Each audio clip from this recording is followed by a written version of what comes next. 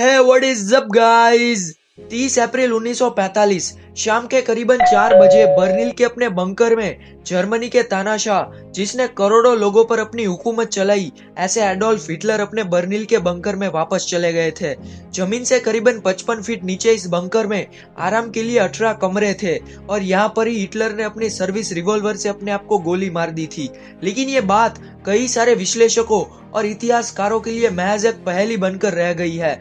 जब हिटलर मरे थे उससे पहले उन्होंने जर्मनी के प्रमुख और चांसलर को नियुक्त कर दिया था, लेकिन हिटलर की मौत आज भी एक रहस्य है, क्योंकि यह सवाल FBI के उन दस्तावेजों के सबूतों को देखने के बाद उठता है जिसमें ऐसा साफ साफ कहा गया है कि सरकार के पास हिटलर के दूसरे विश्व युद्ध के बाद जिंदा होने की जानकारी थी।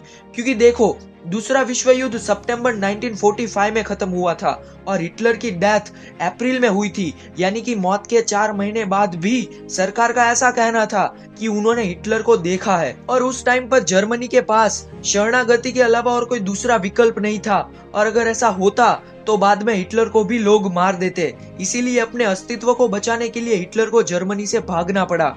लेकिन हैरानी की बात यह है कि इन सब में FBI ने इसे गुप्त रखा और इसका कारण आज भी गुप्त है। और इस बात की पुष्टि आप ऐसे कर सकते हो कि जर्मनी की सरकार ने 1956 में हिटलर का डेथ सर्टिफिकेट जारी किया था, जबकि उनकी मौत 1945 में यानी कि 11 साल पहले हो चुकी थी।